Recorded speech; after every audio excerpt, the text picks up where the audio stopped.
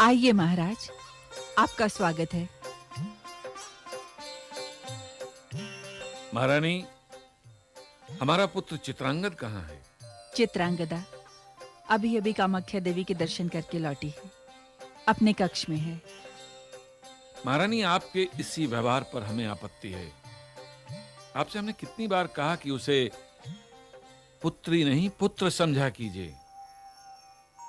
जब आप चित्रांगद को चित्रांगदा कहती हैं तो हमारे मन को ठेस लगती है।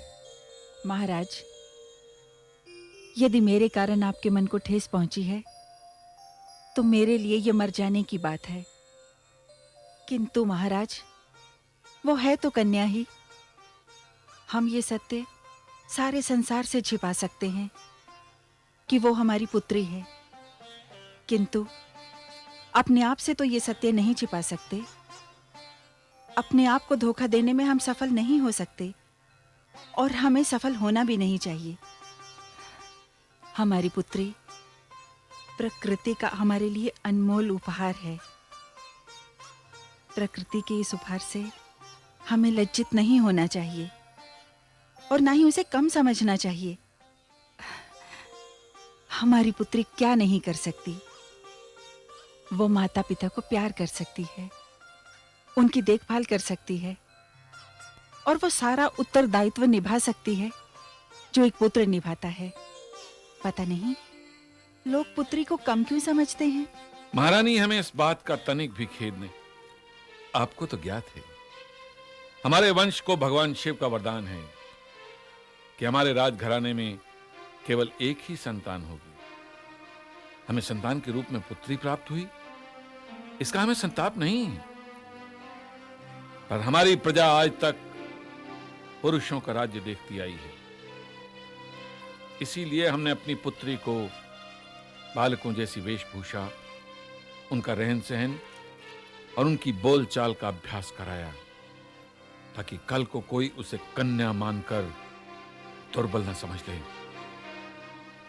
ताकि कोई उसके विरुद्ध षड्यंत्र रचना करने की चेष्टा न कर सके। मैं आपका विरोध नहीं कर रही महाराज, पर हम प्रकृति से लड़ भी तो नहीं सकते। प्रकृति ने नर और नारी में अंतर रखा है। नारी लाख पुरुषों के वस्त्र धारण कर ले, किंतु अपने शरीर के आकार को तो नहीं बदल सकती। वो पुरुषों की भांति युद्ध कर सकती है, राज सत्ता संभाल सकती है, किंतु अपने मन की उस कोमलता, उस ममता, उस भावना को नहीं बदल सकती जो प्रकृति ने केवल नारियों को दी है। नारी से यदि उसका नारीत्व छीन लेंगे तो क्या रह जाएगा उसके पास? महाराज, हम अपनी पुत्री को पुत्र बनाने की चेष्टा कर रहे हैं। अपने विचारों में कन्या को बालक का रूप देकर उसका मान बढ़ा रहे हैं, क्योंकि समाज पुत्र को पुत्री से श्रेष्ठ मानता है। लेकिन महाराज, क्या हम ऐसा करके उस पर अत्याचार नहीं कर रहे? अत्याचार? अत्याचार कैसा महारानी? हम जानते हैं वो हमारी पुत्री है। कल हमें उसका विवाह करना पड़ेगा। उसके लिए हमें वर ढूंढना पड़ेगा। महाराज, मणिपुर की कन्या के लिए वर ढूंढना कठिन है क्या महारानी? वर ढूंढने में कोई कठिनाई नहीं होगी महाराज, किंतु यदि चित्रांगदा स्वयं को पुरुष समझती रही तो अपने वर के साथ निभाने में अवश्य कठिनाई होगी। यदि समय यूं ही बीतता रहा तो उसके विचार इतने बदल जाएंगे कि स्वयं को एक पत्नी और फिर एक माता के रूप में नहीं ढाल पाएगी। जब वो स्वयं को नारी के रूप में नहीं पहचान पाएगी तो फिर दूसरे उसे कैसे पहचानेंगे? छोड़िए इस गाथा को महारानी, इस पर फिर कभी विचार विमर्श करेंगे। आप हमें यह बताइए कि हमारा पुत्र है कहां? कामाख्या देवी के दर्शन करके कदाचित थक गई होगी, अपने कक्ष में बैठी है।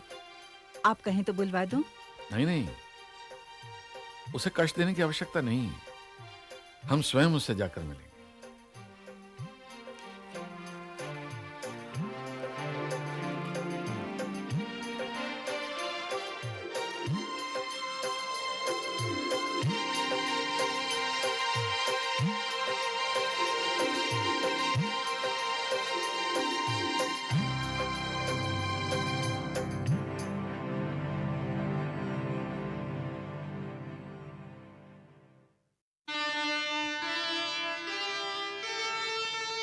वेश बदलने से कभी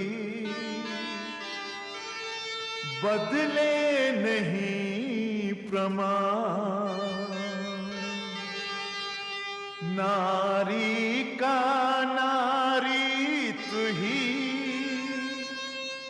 है ना